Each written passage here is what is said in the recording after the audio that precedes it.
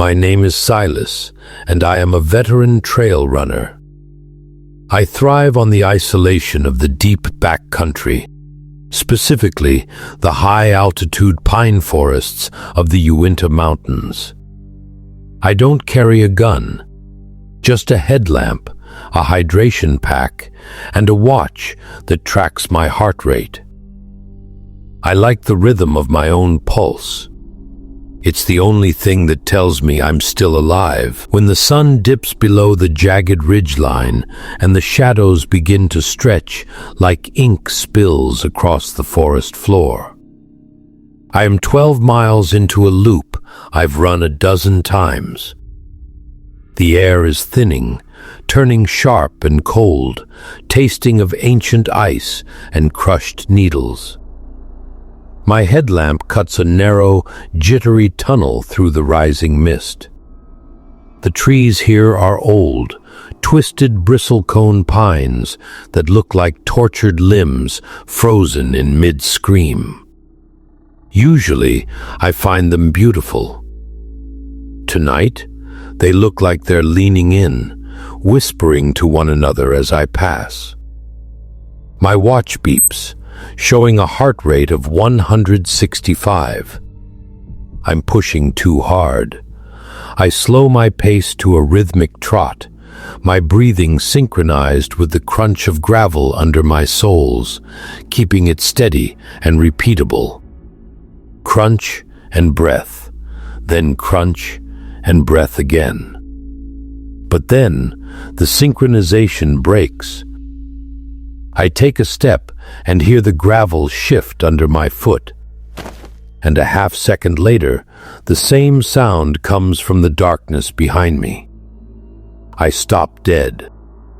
The silence that follows is heavy, pressing against my eardrums like deep water. I don't turn around.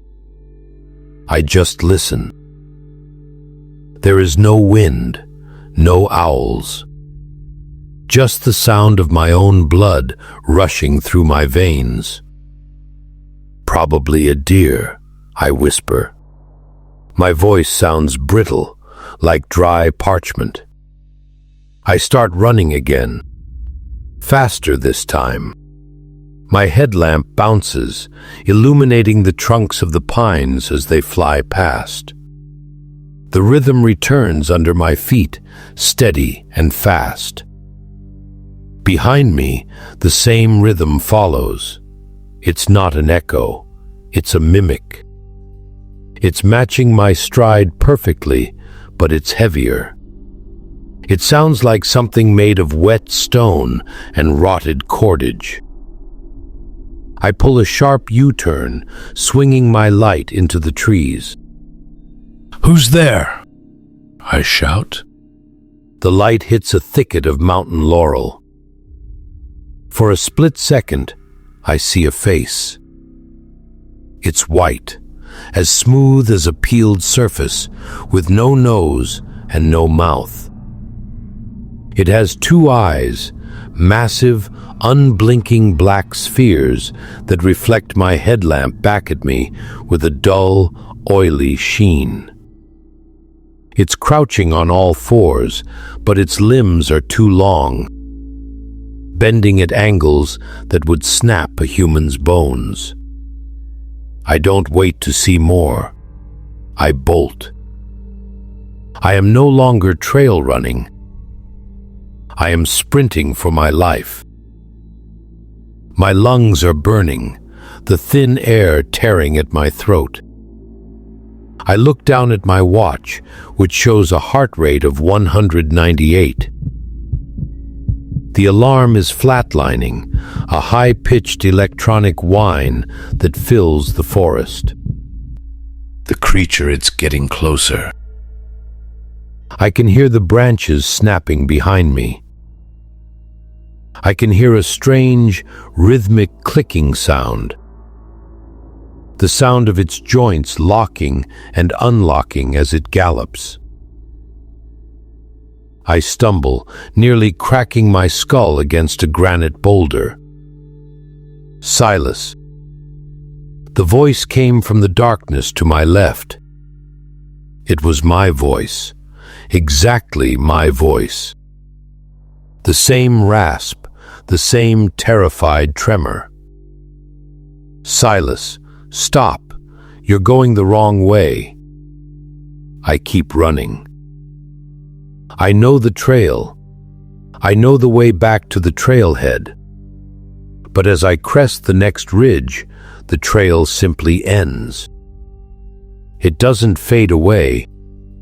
It terminates at the edge of a sheer, bottomless limestone sinkhole that wasn't there yesterday. I skid to a halt, my toes inches from the crumbly edge. I spin around, my light sweeping the perimeter. The white-faced thing is standing 10 feet away. It's standing upright now, nearly 7 feet tall. It's wearing my hydration pack. It's wearing my GPS watch, the electronic alarm. The rapid beeping from my high heart rate is coming from its wrist. I look down at my own arm. My watch is gone. My pack is gone. Even my shoes are gone. I am standing barefoot on the freezing dirt, and I didn't even feel them being taken. The creature reaches up to its smooth, blank face. With a slow tearing motion, a slit opens where a mouth should be. "Heart rate is too high, Silas," it says, using my voice. "You need to cool down." It takes a step toward me. As it moves, I feel a phantom pull in my own legs.